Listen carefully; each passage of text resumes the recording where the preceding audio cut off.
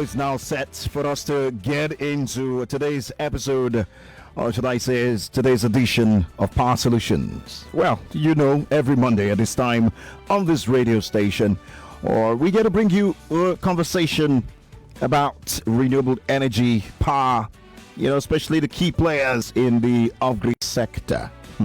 Well, week in, week out, we get to bring these key players. We talk about topics that have to do with how we can find solutions to the biggest problem that our nation, and indeed our continent, is dealing with, and that's the availability of clean energy, as it were, or the lack of it, if you like.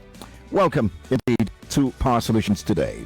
Like you already know, the show is powered by Nigeria Info in partnership with the energy investment company, All On. All On is ably represented today by the communications officer that's talking about Wisdom Chapp-Jumbo, who is acting as my co-host today on the show. Wisdom, how are you? Hi, Collins. Good morning. Good morning, Nigeria. Good morning. Fantastic. Monetizing carbon offsets in Nigeria. I repeat that. Monetizing carbon offsets in Nigeria is our focus today. And I'll let Wisdom bring our guests to the microphone, who's joining us virtually. So it's a hybrid show. We are here, and our guest is on the other side. It's virtual physical connection. I mean, that's our world these days, right? Of course. I know we've been doing this for the last 2 years, and I think we're used to it. Anyways, so today we're having a very interesting conversation, and you should grab your seats and listen closely. This one is very, very important. Our guest today is Karim Jabbar, PhD. Yes, he's a co-founder and CEO of Solstroem. I hope I got that correctly. And he's speaking to us today from Denmark. Hello, Collins. Hello, Wisdom. It's a pleasure to be here. Yes, good to see you. Thanks for inviting me. Yes, good to see you. Yes, indeed. So we hit the ground running now. Kickstart with the very first question, which has to do with, you like to see yourself as an entrepreneur, a technologist, and educator or an academic. Tell us more about your professional background and journey, if you like. Okay, sure. Actually, like everybody, my journey was not, as planned. You always start on a path, and then it moves in different directions. Yeah. And the same you could say of myself. So I actually grew up on the African continent, but north of you guys in Morocco. My father's Moroccan, my mother's here from Denmark, and now I've landed here in Europe. As part of my studies, I actually wanted to close ties with, you could say, the developing part of the world. So I actually studied development studies, economics, international business, and I did a master's degree from the business school here in Copenhagen. And I ended up working for a while in Benin and Cotonou, where I was working for the European Commission, did a little bit of other ODA type of work, after which I decided that the private sector was probably more for me. I essentially went into the most private of private sectors, you could say, so the tourism industry for a while, running safari tours in East Africa and Southern Africa, and finally finding my way into technology. So I did a PhD in computer science with a focus on distributed ledgers and blockchain technology, which was kind of emergent at the time when I started studying this. So that's a bit of the pathway, and in the connection of this, what I'm currently doing is essentially putting together the dots and the pieces, essentially leveraging technology in order to enable more you could say flow of financial flows between the parts of the world that actually need to do a lot of climate action, and the part of the world that actually also needs a lot of revenues from climate finance. So you could say the bits and pieces got aligned intuitively over time. Interested. Really, you took that out of my mouth. Interested. I read about you when we're preparing for this program, and I must say you have an amazing professional journey. And I was amazed at all the many things you've done.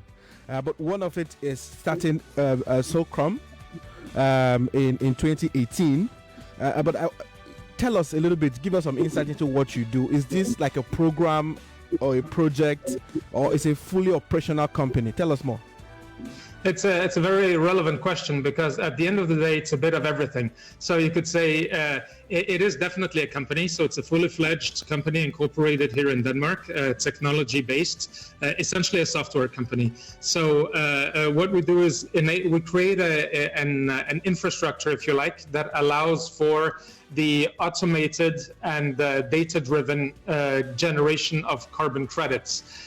So essentially ensuring that when somebody buys a carbon offset credit, which I'll gladly explain a bit more about what that actually is, to ensure that it's actually a correct credit, that it has been generated in a transparent and traceable fashion, and that it's actually, there's no double counting or double spending involved when you actually buy such a credit.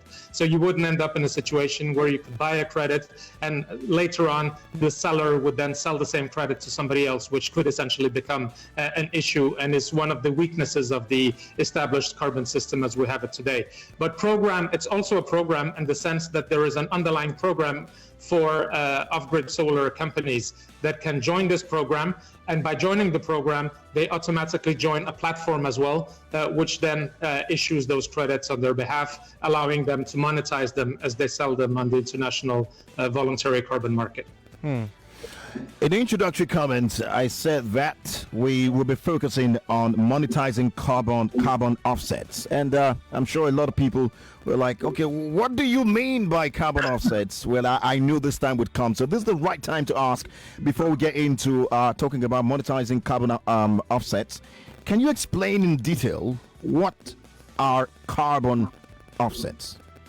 Or maybe carbon credits, as I will say. Yes.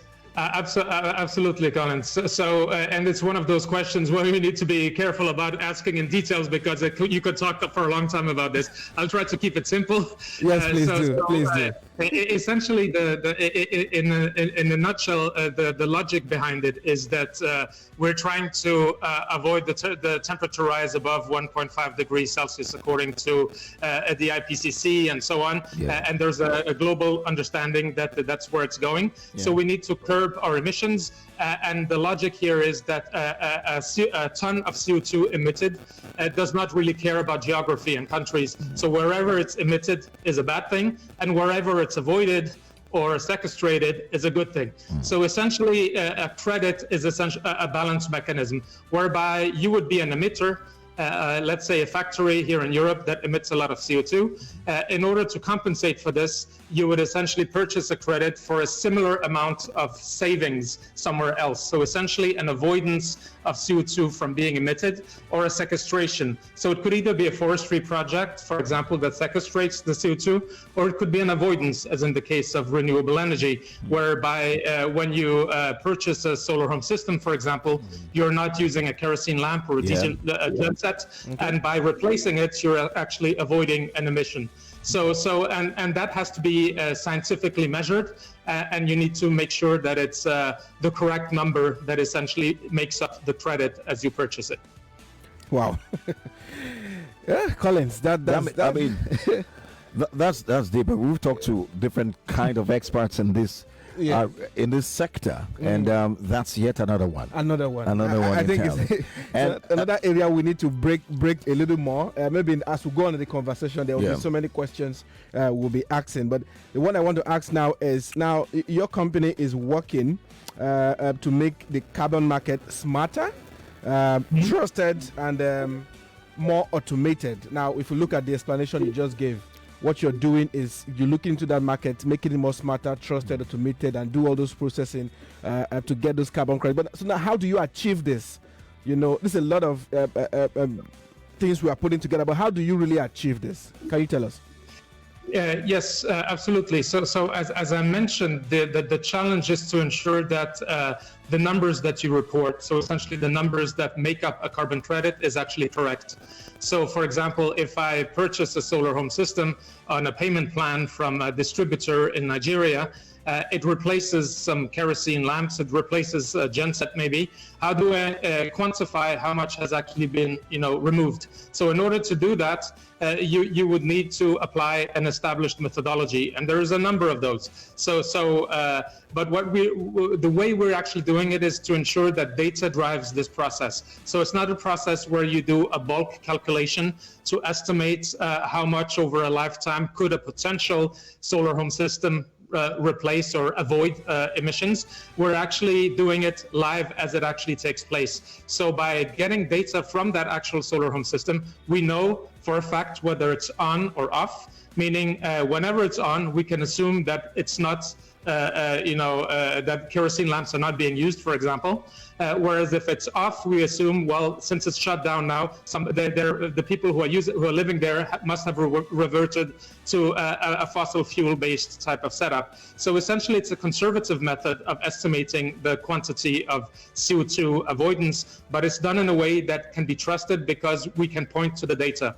So it's a software system, as I said. So we're relying on the work that has already been done by all these great players in Nigeria and across Africa in order to bring access to energy to the most remote areas through small solar home systems that actually are not, very big, as you know. But if you aggregate them, it's a substantial emission reduction that you can actually provide. An analogy that I often use when I talk to people in this part of the world is to say, well, the kerosene lamps across Africa essentially corresponds to 7 times the CO2 emissions of the country of Denmark. So it's actually a lot. But they're so distributed that it becomes very difficult to monitor. Whereas if you monitor them through a software which can be trusted and is correct data that you actually receive, it becomes more straightforward to actually estimate the numbers and put together a program that can bring money flow back to the companies who are doing that. Okay. Interesting. Earlier today, you are all on and your company. What's the pronunciation? Is it Solstroem? Is that what it's pronounced? Because Solstroem. Oh, yes. Solstroem. All right, great. In Danish, it means sun power. Okay, fantastic, beautiful. So, all on a Solstroem, of course, earlier today signed an investment deal to help monetize carbon offsets, which is our focus today. By the way, congratulations on that. Thank you very much. Yeah, can you tell us more about this deal and what you hope to achieve with this? So, all he was just trying to explain before, we are trying to bring it home. So with this deal, I think we are bringing it home. But let me allow him to give further explanation of the deal. Yes. So what we're trying to do here is to essentially further scale what we've already done. So this company is already active. So we have a few solar companies that we're working with in Latin America. And we're also working with some of the larger solar distributors in Africa. For example, MG Energy Access and as well Sun King, Greenlight Planet, they're also known as, and a number of other players. But currently, we actually see a great potential in West Africa and in Nigeria in particular, as the potential for renewable energy is tremendous, and it's a market that is still under development. And in order to accelerate what is actually needed, all kinds of additional revenue streams would make sense. So therefore, deploying such a solution into the Nigerian market or bringing it home, as Wisdom says, is essentially what we're going to spend part of the proceeds that we have received from this investment to actually fulfill.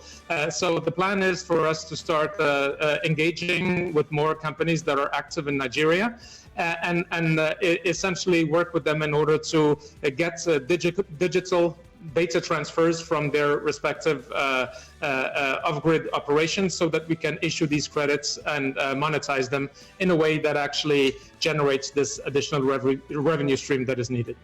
Impressive.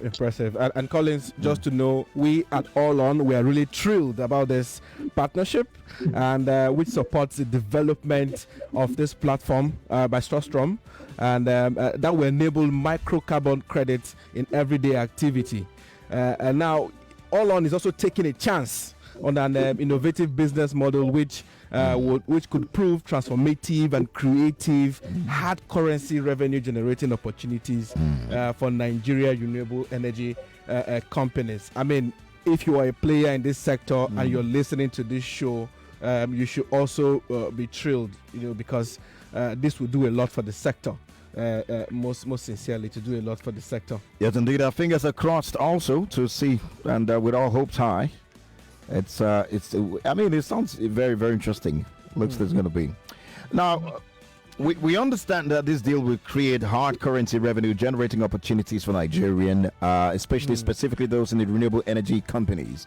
Now, can you explain this in details? Because, I love the key word in everything I said there right now is the word opportunities. All right. So let's have in detail. Could you explain this so that my average listener there would understand the opportunities in this, especially those in the renewable energy companies?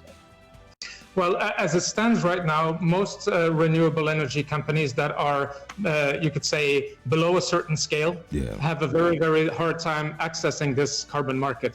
And the reason for this is that the methodologies and the standards and the ways you actually create a carbon credit today requires an engagement with consultants. It requires an engagement with standards who essentially will take an upfront fee in order for them to develop the credits for you. And then there's going to be an issuance fee, a registry fee, and so on, which means that smaller companies really don't have the cash flow to actually put that money up front and wait for a couple of years for the credits to be generated. So you can say from a business model perspective, this is also, we think, kind of innovative because it's not just the technologies, the business model behind it that actually opens up the opportunity. And in this particular case, what it does is that it allows smaller players to, you could say, aggregate forces through the platform. So it means that we're essentially handling the whole process of verification. We have set up the methodology as a program of activity.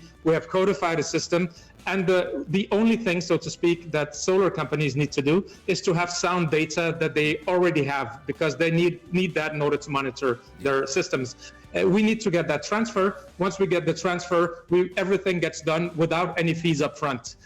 Only later, once the carbon credits sell from the registry, there's a revenue share whereby we take our cut for all the work we've put into it, and there is a flow of capital to the providers, to the solar companies who have done all the hard work at the end of the day. So this allows them with very little upfront cost, other than the man hours of just working a bit on the tech side, to actually access a market that otherwise is completely inaccessible to them. So that is, the nature of the opportunity. Okay, impressive. Now, another angle I want to come on this is, so these carbon credits issued on your platform are fully traceable and calculated on basis of an established UN Clean Development Mechanism methodology. This is a mouthful, but we understand that this mechanism is seen by many as a trailblazer.